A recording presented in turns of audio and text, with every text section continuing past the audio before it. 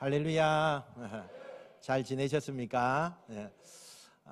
날씨가 많이 덥죠. 굉장히 무더운 날씨들이 이어지고 있습니다. 엊그제만 해도 비가 너무 많이 와서 걱정을 했는데 이제 날씨가 너무 더워서 이제 또 걱정입니다. 여러분들 건강 잘 챙기시고 또 물도 많이 섭취하시고 또 될 수 있으면 바깥에 나갈 때는 양산을 꼭 쓰고 나가서 몸을 잘 관리하면 좋겠습니다. 오늘은 우리가 팔복의 네 번째 주제까지 이제 오게 되었습니다. 네 번째 주제가 의에 줄이고 목마른 자가 복이 있다, 이 가르침을 오늘 우리가 함께 나누도록 하겠습니다. 줄이고 목마르다는 거, 줄이고 목마르다, 우리 인생의 가장 불행한 상태가 그 이야기로 할 수가 있습니다. 근데 어떻게 예수님은 줄이고 목마른 게 복이 된다 이렇게 말씀을 할까요? 우리 인간적으로 생각했을 때는 전혀 줄이고 목마르면 그건 불행한 거고 그건 복을 받지 못한 사람들이 행하는 것인데 어떻게 줄이고 목마르다 하는 이 말씀을 하면서 주님은 복된 자다 이렇게 말씀을 하는 걸까? 역설적으로 우리가 조금 생각해 보면 사람이 배고픔을 느끼고 목마름을 느끼는 상태는 죽은 사람은 그렇게 할 수 없다는 거예요. 오직 산 사람만이, 건강한 사람만이 그걸 느낄 수 있으니 그게 복되지 않겠냐, 이렇게 우리가 또 좀 생각해 볼 수 있습니다. 여러분, 온몸에 병들어 있으면 배고픔, 목마름 이런 것이 갈증이 되지 않습니다. 너무 병이 크기 때문에 그 병에 집중해야 되고 또 그 병 때문에 그런 것은 우리가 둘째 그렇게도 가게 되고 첫 번째는 아픈 것이 첫 번째 되는 것이 되는데 오늘 어쩌면 건강한 상태, 살아있기에 느낄 수 있는 이 인간의 희망, 그것이 목마르고 갈증을 느끼는 상태다라는 것입니다. 다만 예수님께서 전제를 하나 다셨어요. 육신적인 굶주림과 목마름이 아니라 의에 목마르고 의에 줄인 자가 복이 있다. 여러분, 이 의라고 하는 것이 뭘까? 이 의라고 하는 것이 도대체 뭘까? 의의 반대말이 뭐죠? 그게 불이죠. 불의함. 그러면 우리가 좀 큰 의미로 이렇게 보았을 때 아마 불의의 반대말이니까 가슴으로 좀 와닿을 수 있겠다라는 생각이 듭니다. 그런데 이 의라고 하는 것이 저마다 기준이 다릅니다. 동물들에게는 뭐가 진리냐, 뭐가 의냐라고 묻는다면 힘센 것이죠. 동물들에게는 힘센 것이 그게 진리라는 거예요. 그러나 인간은 어릴 때부터 누가 힘이 세냐 이런 것을 말하기 이전에 누가 옳으냐 이걸 중요시 여겨왔다는 거예요. 그래서 인간들이 분쟁이 생길 때 힘으로 해결하려고 막 이렇게 하는 것이 아니라 세상에 옳고 그름이 무엇인가, 어떤 것이 옳은 것이고 어떤 것이 바르지 못한 것인가 이렇게 물어보면 그렇게 그것을 따진다는 겁니다. 그러면 예수님이 말씀하시는 의에 줄이고 목마른 자가 되려면 뭐가 필요할까? 사람들에게 뭐가 진리입니까? 이렇게 질문을 하면 여러분, 어떤 사람은요 세상에 그 기준을 놓고 돈이 많이 있느냐 없느냐 그걸 가지고 기준을 삼는 사람들도 있을 것이고 또 어떤 사람은 명예를 얻어서 출세하고 그런 그 사람이 어떤 지위를 가지고 어떤 위치에서 활동을 하는가 거기에 또 그 기준을 삼는 사람이 있을 것이고 어떤 사람은 인생이라는 게 뭐 별거 있겠는가, 쾌락하고 그리고 즐거운 마음 가지고 그렇게 하면 그게 인생 아닌가, 그러면서 그런 기준을 삼는 사람이 있는가 하면 또 어떤 사람은 좀 더 객관적으로 많은 사람들이 다수가 행복해지는 것을 옳은 길이 아니겠느냐 이것을 기준으로 삼는 사람이 있을 거예요. 앞에서 우리가 말씀드린 대로 저마다 자신의 경험, 자신의 지식, 자신이 생각하는 그 논리, 그것을 가지고 이것이 옳은 것이다. 자신의 기준을 저마다 각자가 가지고 세웁니다. 그러면 하나님께서는 뭐라고 말씀하시느냐? 우리가 시편의 1편에 보니까 옳은 것, 의에 대해서 하나님이 말씀하시는데 이렇게 설명을 합니다. 복 있는 사람은 오직 여호와의 율법을 즐거워하며 또 그의 율법을 주야로 묵상하는도다. 그러면 그가 하는 모든 일이 다 형통해질 것이다. 시편 1편에 그렇게 말씀을 해요. 하나님께서 인정하시는 옳은 것, 하나님이 인정하시는 의인이 되려면 하나님이 주시는 그 복을 받아야 되는데 그게 뭐냐? 여호와의 율법을 즐거워하고, 다시 말하면 하나님의 말씀이 내 인생의 삶의 지표가 되고 기준이 되고, 그 말씀을 주야로 우리가 묵상하고 그 말씀을 구하고 그 말씀을 지키면 하나님이 그 사람의 인생을 어렵다 이렇게 인정하시고 그때부터 그 사람은 형통의 복을 받게 된다 이렇게 말하고 있다는 거예요. 그러니까 우리가 생각하는 거하고 다르지요. 우리가 생각하는 어떤 윤리나 어떤 도덕이나 세상의 양심하고 다르고, 하나님의 말씀하시는 어가 뭐예요? 하나님이 주시는 말씀을 삶의 기준으로 철저하게 그것을 지키고 그 말씀을 구하고 그 말씀을 찾는 인생, 그걸 보시고 하나님이 내가 어렵다, 내가 어렵지 않다를 정하신다는 거예요. 이렇게 산 사람 중에 우리가 성경에 찾아보니까 여러 사람이 있지만 노아입니다.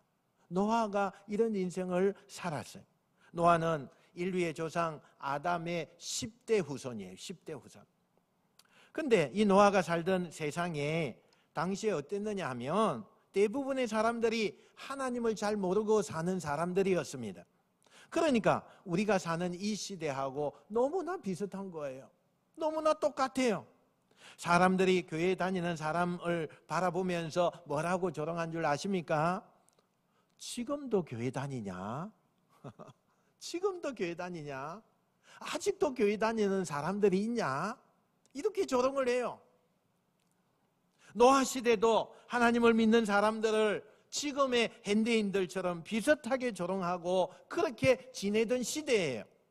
그런데 노아라는 사람은 그럼에도 불구하고 많은 사람들이 조롱하고 많은 사람들이 그 하나님이 어디 있냐고 이렇게 말하고 있는 그 시대에도 불구하고 이 노아는요, 하나님의 말씀을 구하고 그 말씀을 준행하기 위해서 힘써서 삶을 살아가는 그런 사람이었다는 거예요. 근데 그렇게 말씀대로 살려고 하는 이 노아에게 세상적인 약점이 하나 있었어요. 그게 뭐냐? 아이가 없다는 거예요. 여러분, 지금은 뭐 아이가 없어도 그냥 뭐 그게 많이 우리가 많이 뭐 좋아져서 그렇게 생각하지 않지만, 이때만 해도 아이가 없다라고 하는 것은 그 사람은 뭔가 인생을 살아갈 때에 저주를 받은 사람이다. 아이가 없을 수가 없는데 아이가 없으면 어떻게 그 인생을 살 수 있느냐. 그래서 저주받은 사람이다 이렇게 인식할 때예요. 그런데 이 노아라고 하는 사람이 옆에서 볼 때는 참 인간적으로 볼 때는 너무 좋은 사람이에요. 너무 귀한 사람이에요. 누구든지 친구로 좀 삼고 싶고 이웃으로 좀 삼고 싶은 그런 사람이지만, 그래서 그들이 노아를 그렇게 인정하면서도 아이를 갖지 못한 그의 인생을 보면서 사람들은 조금 우습게 쳐다보는 거예요. 그렇게 살아가던 노아가 그의 나이 480살 중년이 되었을 때 어느 날 하나님께서 노아에게 직접 말씀하시죠. 뭐라고 말씀하시느냐? 노아야, 이제 내가 앞으로 120년 뒤에 나를 믿지 않고 이렇게 세상에서 나를 부정하는 이 세상을 더 이상은 내가 둘 수가 없어. 그래서 내가 물로 심판할 건데 너는 지금부터 내가 방주, 배를 만들어라. 그리고 하나님께서 구체적으로 이 방주를 지을 때 어떤 나무를 구해야 되고, 높이는 어떻게 하고 넓이는 어떻게 하고, 어떤 나무 그것을 가지고 와서 방주를 지어야 되고, 그리고 동물들 한 쌍은 어떤 동물들을 너희가 그 방주에 넣어라, 이렇게 운영을 하라고 이런 지침을 세세하게 이 하나님께서 노아에게 알려주시는 거예요. 여러분, 하나님이 그런 말씀을 주시고 물러가셨는데, 문제는 노아가 그 말씀을 듣고 무슨 생각을 했을까? 노아가 무슨 생각을 했겠어요? 아무리 믿음이 좋고 하나님의 말씀을 구하고 살았던 노아일지라도 하나님이 나타나셔서 뭐라고요? 120년 뒤에 내가 이 땅을 물로 심판하겠다. 그러니 너는 그러기 위해서 내가 이렇게 말한 거, 이거 네가 지켜라, 준비해라. 여러분, 이게 우선 믿어집니까? 이게 현실적으로 가능한 것입니까?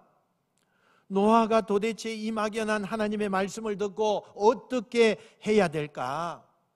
우리가 생각하는 것처럼 하나님이 말씀하셔서도 한 귀로 듣고 한 귀로 흘러버리는 그런 인생을 살았을까? 노아는요, 고민했을 거예요. 하나님이 직접 나타나셔서 말씀을 하시는데 그게 너무나 세세하고 너무나 정밀하고 너무나 정말 사실적인 것처럼 이렇게 말씀하는 그 부분을 보면서 노아는 얼마나 고민을 했을까요? 그리고 그는 결국 이렇게 하지요. 결정을 하는 겁니다. 창세기 6장 22절요. 우리 같이 한번 읽어봅시다. 시작. 노아와 그의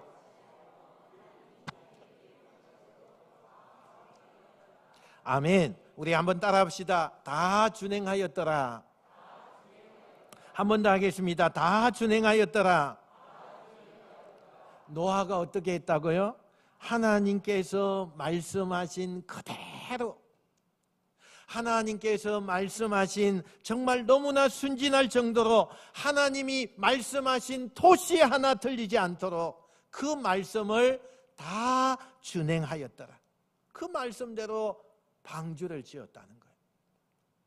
그런 노아를 보고 세상 사람들이 옆에서 보고는 비웃습니다.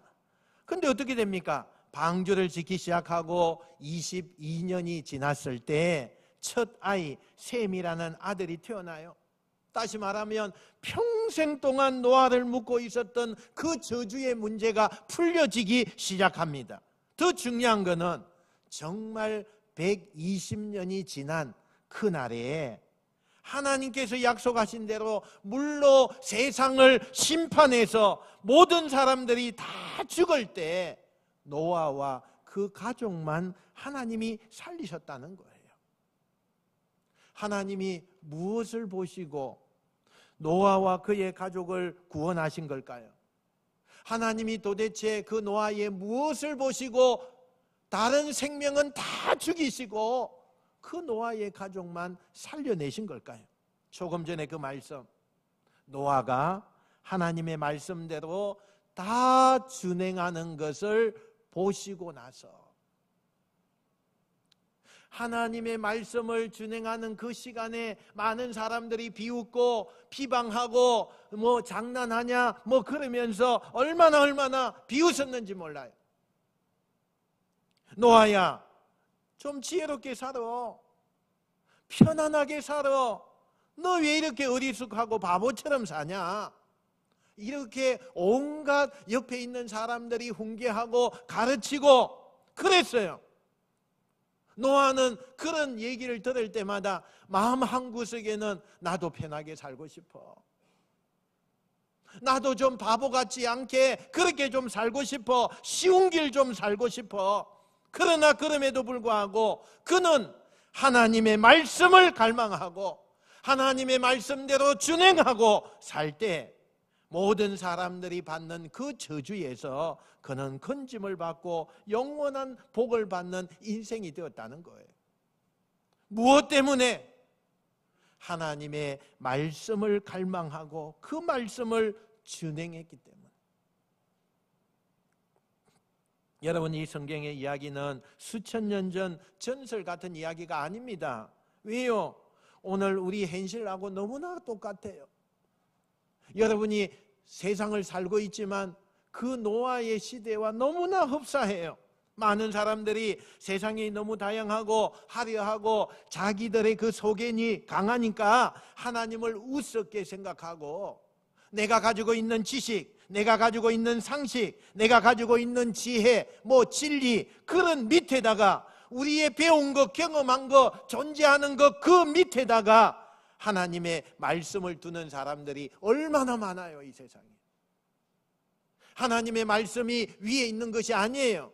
하나님의 말씀이 노아 시대 때처럼, 노아를 비웃었던 그때 백성들처럼 말씀을 비웃고 하나님을 비웃고 하나님의 백성들을 비웃고 그렇게 하는 시대가 지금 이 시대예요. 너무나 똑같습니다. 여러분, 밖에 나가보세요.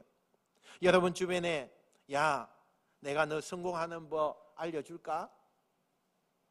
자식 잘 되는 거 그 비결 알려줄까? 내가 인생의 진리 그거 내가 좀 아는데 너 알려줄까? 저마다 내가 뭔가 가지고 있는 진리를 사람들에게 자랑하고, 또는 사람들은 그런 걸 부러워하면서 그런 사람이 하는 그 말에 따라서 그렇게 움직이면서 쫓아가요. 더 많은 사람들이 내가 지금 누리고 있는 것보다 더 많은 쾌락과 더 많은 돈과 더 많은 명예를 얻는 방법을 제시하면 사람들은 그쪽을 향해서 길을 쫑긋 세우고 달려가고 쫓아가는 거예요. 그런데 그 사람들이 이걸 뭐라고 말하느냐? 성공하는 진리라는 거예요. 또는 지혜라는 거예요. 이렇게 포장을 해서 우리에게 얘기하는 거예요. 여러분, 도대체 옳은 것이 뭡니까? 누가 맞는 것입니까? 여러분, 이 혼란스러운 이 시대에 우리가 살면서 오늘 주님은요, 정확하게 우리에게 말씀하시는 거예요. 이 세상의 완전한 의인은 하나님 한 분뿐이고, 그 하나님이 말씀하시는 말씀 앞에 그 말씀이 목마르고 그 말씀이 갈급하고 그 말씀으로 나와의 싸움을 이겨나가는, 그렇게 몸부림을 치는 인생, 그 의를 목말라 하고 굶주려 할 때 하나님은 그를 세상에서 형통하게 하시고 가장 높은 자리에 올리신다는 것을 믿으시길 축원합니다. 많은 사람들이 그렇게 이야기하죠. 저마다 적이다. 그러면 사람들이 우라라 따라간다고 해서 우리가 그 많은 사람들이 가는 길을 가는 것이 그게 의가 아닙니다. 여러분보다 먼저 한 방 얻고 큰 이익을 얻고 눈에 보이는 성과를 나타냈다고 그게 의가 아니에요. 의는 하나님이 인정하시는 것이 그게 의예요. 그러므로 여러분, 갈등할 때마다 갈림길에 서서 내가 어디로 가야 할지 그렇게 결정을 할 때마다 무조건 알지 못한다면 눈을 들어서 하나님의 관점에서 옳은 걸 보시는 여러분 되시길 바랍니다. 하나님의 말씀에서 옳은 걸 찾으십시오. 그러면 틀림없이 여러분은 의를 얻게 될 줄로 믿습니다. 세상 사람들이요, 우리의 인생을 보면서 많이 비웃어요. 아까 제가 이야기했잖아요. 아직도 예수 믿냐? 아직도 예수 믿냐? 아직도 정신 못 차렸냐? 여러분, 우리에게 얼마나 비웃고 비방하는 일을 많이 하는지 몰라요. 그러나 여러분, 우리는 여전히 하나님의 말씀을 신뢰하고 그 말씀을 붙들고 걸을 때 천지를 지으신 그 말씀은 반드시 이 세상에도 마지막 날을 넘어서서 영원히 우리에게 옳은 말씀, 진리의 말씀이 될 줄 믿으시길 축원합니다. 여러분, 그 말씀으로 인하여 저와 여러분이요, 노아처럼 복을 받아야 되고 영혼의 배부름을 느끼고 고백할 수 있는 그 인생이 여러분이 되시기를 주님의 이름으로 축원드립니다. 여러분, 의에 줄이고 목마른 자가 되려면 세상에 휩쓸리지 말아야 돼요. 세상에 휩쓸리지 말고 말씀이 가라고 하는 길로 가라는 이 말씀. 근데 이걸로 다 끝난 게 아니에요. 지금부터 교회 잘 다니고 정말 누구보다도 신앙생활 열심히 하고 예배를 깊이 드리고 지난 한 주간도 하나님 앞에 나와서 열심히 기도하고 말씀 읽고 그런 분들이 영적으로 빠지기 쉬운 함정이 있어요. 그걸 이야기할 테니까 잘 들어보세요. 차라리 하나님의 말씀을 모르는 사람들은 그렇다고 치고 하나님의 말씀을 잘 알고 우리처럼 신앙생활하는 정말 의를 기준으로 삼으면서 살아가는 사람들이 마지막 고비를 넘기지 못하고 함정에 빠지는 그런 오류가 있는 게 그게 뭐냐? 잘 들어보세요. 우리에게 너무 다가와 있어요. 그게 뭐냐? 정죄하고 비판하는 거예요. 정죄하고 비판하는 거예요. 이게 뭘 말하는 거냐? 제가 이 팔복을 이야기하면서 가장 많이 여러분에게 소개한 사람들이 있죠. 그 부류가 누구예요? 바리새인이었는데 이 예수님 당시 바리새인들은요, 남을 정죄하는 데 앞장선 사람이에요. 남을 비판하고 잘못을 지적하고 이러한 대표적인 사람으로 나와 있어요. 근데 원래 그런 사람들이 원래는 그런 사람들이 아니었죠. 원래 바리새인들은 하나님의 말씀대로 어떻게 하면 말씀대로 잘 살 수 있을까? 그래서 교리와 규칙을 만들어서 하나님의 말씀을 더 잘 지키기 위해서 애를 쓴 사람들이에요. 그리고 처음에는 교리와 그 규칙을 자신을 점검하는 데 그걸로 사용했어요. 이 교리와 규칙을 보고는 내가 신앙생활 잘못되었구나, 이렇게 가면 안 되는구나, 그것으로 자기의 그걸로 삼고 하나님의 말씀을 그렇게 활용을 했어요. 그런데 시간이 점점점 흐르면서 자신을 점검하는 영적인 그 거울을 남을 비추기 시작하는 거예요. 남을 비판하고 남을 정죄하고 거기에 그 거울을 쓰기 시작하는 거예요. 원래 의도는 내가 하나님 앞에 이 원칙적인 거, 이 규칙 이런 것을 내가 보면서 하나님 앞에 내 자신을 비추는 그 우리였는데 시간이 지나면서 이 칼을 남을 비판하는 데 쓰고 남을 정죄하는 데 휘두르기 시작했다는 거예요. 야, 너는 율법을 어겼으니까 죄인이야. 너는 나처럼 금식하지 않았으니까 미달이야. 너는 나처럼 이 율법을 외우지 못했으니까 하나님의 자녀의 자격이 안 돼. 남을 비판하고 정죄하는데 그것을 쓰기 시작했다는 거예요. 그러면 남을 비판하고 정죄하면 어떻게 돼요? 비판받고 정죄받는 사람은요, 상처를 받게 돼요. 상처를 받아요. 그러면 자기는 어떻게 되느냐? 내가 저 사람들에게 내가 비판하고 정죄하고 그러다 보니까 내가 우월해지는 거예요. 내가 너무 잘난 사람이 되는 거예요. 그래서 어떻게 해요? 자신이 너무나 월등하다고 생각하기 때문에 하나님 앞에서조차도 교만하기 시작하는 거예요. 그러니까 정죄와 비판은요, 남도 죽이고 자기 영혼도 죽는다는 거예요, 결국에는. 그래서 예수님은 누구보다도 열심은 인정하지만 그 열심 속에서 함정에 빠져버린 바리새인들을 이방인보다 더 혹독하게 비판하시고 누구보다도 열심히 금식하고 기도하고 열심히 율법을 똘똘똘 외우지만 너희들은 천국에 들어갈 자격이 없는 사람이다. 그들을 그렇게 몰아세우셨어요. 왜요? 너무 의를 열심히 구하는 사람들이 빠지는 함정에 빠졌기 때문에 그렇다는 거예요. 지금도 그래요. 교회를 다니는 우리끼리요, 야, 너 예배 몇 번 드렸어? 너 새벽기도 참여했어? 너 제자훈련 받았어? 몇 번 받았어? 금식기도 얼마나 했어? 방언기도 할 수 있어?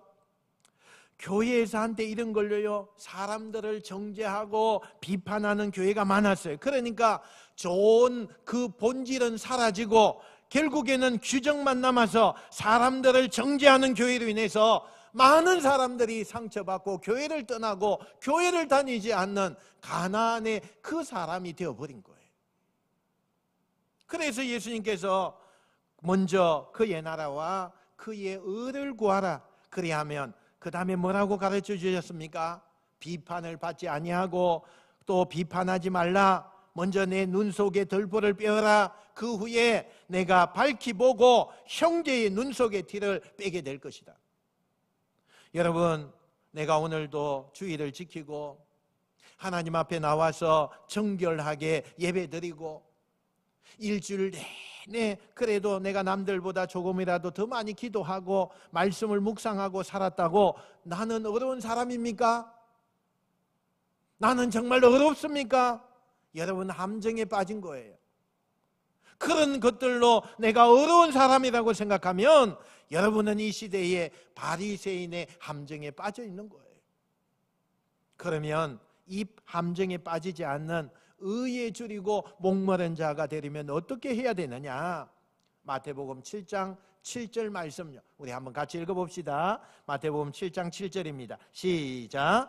구하라 그리하면 너희에게 주실 것이요 찾아라 그리하면 찾아낼 것이요 문을 두드리라 그리하면 너희에게 열릴 것이니. 아멘. 구하라, 찾아라, 두드리라. 여러분, 이게 무슨 뜻이에요? 하나님 앞에 나와서 열심히 기도하라. 그 뜻이지요. 맞습니다. 그런데 우리가 이 말씀을 기도하는 것에 우선순위로 잡고 이 말씀을 받아들이다 보니까 절대로 놓쳐서는 안 되는 것을 놓쳐요. 그게 뭔지 아십니까? 누구에게 하느냐는 거예요. 누구에게 이것을 하느냐? 구하고 찾고 두드리고 누구한테 이걸 하느냐는 거예요. 하나님이 되셔야 돼요. 하나님이 되셔야 돼요. 내가 제일 믿을 수 있는 사람, 내가 제일 믿을 수 있는 권력가, 내가 제일 믿을 수 있는 돈 많은 사람 아니에요. 하나님께 해야 돼요. 구하고 찾고 두드리고 누구에게요? 하나님께 해야 돼요. 우리가 살다 보면요, 너무 답답한 세상을 살아갈 때가 얼마나 많아요. 너무 이해가 안 돼요. 너무 억울해요.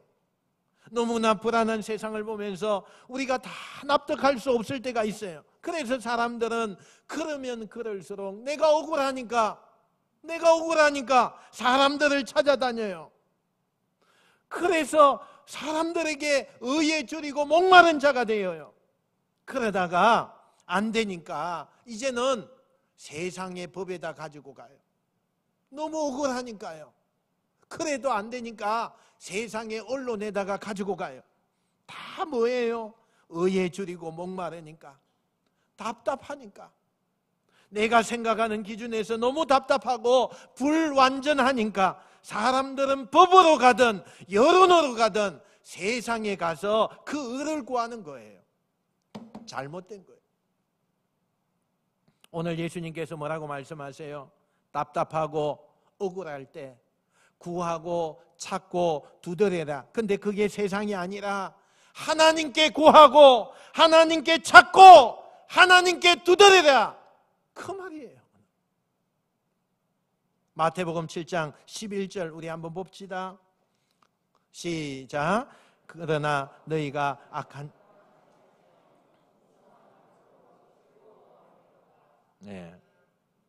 우리가 말씀이 좀 잘못됐나요? 제가 읽어드릴게요. 너희가 악한 자라도 좋은 것으로 자식에게 줄 알거든 하물며 하늘에 계신 너희 아버지께 구하는 자에게 좋은 것으로 주시지 않겠느냐. 아멘입니다. 할렐루야. 세상에 있는 사람들도 아버지가 자식에게 좋은 것을 줄 알거든 하물며 하늘에 계신 하나님께서 구하는 자에게 좋은 것으로 주시지 않겠느냐. 하나님은요, 구하는 자에게 좋은 것을 주시는 분이에요. 여러분, 우리가 오늘 절대 잊어버리는 게 하나 있어요. 너무나 힘들어요. 너무나 억울해요. 너무나 답답하니까 어떤 면에서는 하나님 앞에 구하는 그것을 잊어버린 사람들이 있어요. 하나님 앞에 구하지 않아요. 너무 상황이 다급하고 너무 억울하고 너무 내가 슬프니까 하나님 앞에 구하는 것을 잊어버리고 세상을 향해서 나가요. 구해야, 찾아야, 두드려야 우리가 그 가정을 우리가 생략한 채 살아가는 사람들이 너무 많아요. 하나님 앞에 구하지 않는다는 거예요. 정작 급한 것은 구하지 않는다는 거예요. 답답하고 내 힘으로 안 되는 일을 만났고 불안하고 또 그런 생각이 내 전체의 생각이 들 때 하나님 앞에 나와서 몸부림을 치면서 구하셔야 돼요. 그때 하나님은 우리에게요, 생각지도 못하는 가장 좋은 것으로 우리의 삶을 채워주실 줄 믿습니다. 오늘 우리 현대인들이 곳곳에 얼마나 많이 의에 줄이고 목마른 그런 상황이 많은지 몰라요. 우리도 마찬가지입니다. 다를 수 없어요. 이 현대에 우리도 똑같이 사는 거니까. 얼마나 저와 여러분이 세상에 벌써 목말라요. 그러니 아무리 목마르고 굶주렸다고 해서 아무거나 먹고 마시면 배탈 나요. 아무거나 먹고 마시면 안 돼요. 줄이고 목마를수록 제대로 먹고 제대로 마셔야 되는 거예요. 하나님이 인정하시는 의에 줄이고 목마른 자가 되려면 썩어지고 없어질 우리의 기준이 아닌 하나님의 말씀이 우리를 채우는 것이 돼야 될 줄 믿습니다. 여러분, 우리 부모 세대도 그랬듯이 다른 건 뭐가 필요할까요? 하나님 앞에 나와서 내 마음을 하나님 앞에 두고 아시지요? 주님 아시지요? 하나님 내 마음 아시지요? 내 처지 아시지요? 하나님 내 상황이 너무 힘들어요. 내가 너무너무 살기가 힘들어요. 그 하나님 한 분을 향하여 저 창자 깊은 곳에서부터 나오는 그 하나님을 향한 전심의 구함과 두드림과 찾음이 회복될 때 여러분에게 형통이 거기서부터 일어날 줄 믿습니다. 걱정하지 마십시오. 우리 한번 따라합시다. 결국 하나님이 이깁니다. 한 번 더 하겠습니다. 결국 하나님이 이깁니다. 이 믿음으로 우리 하나님을 바라보고 하나님의 그 의로우심을 기대하셔서 하나님이 인정하는 의로움이 노아처럼 우리를 향한 의로움이 인정되어서 우리도 성경의 한 모퉁이에 이름이 남을 수 있을 만큼 형통한 주인공이 다 되시기를 주님의 이름으로 축원드립니다. 축원드립니다. 기도하겠습니다.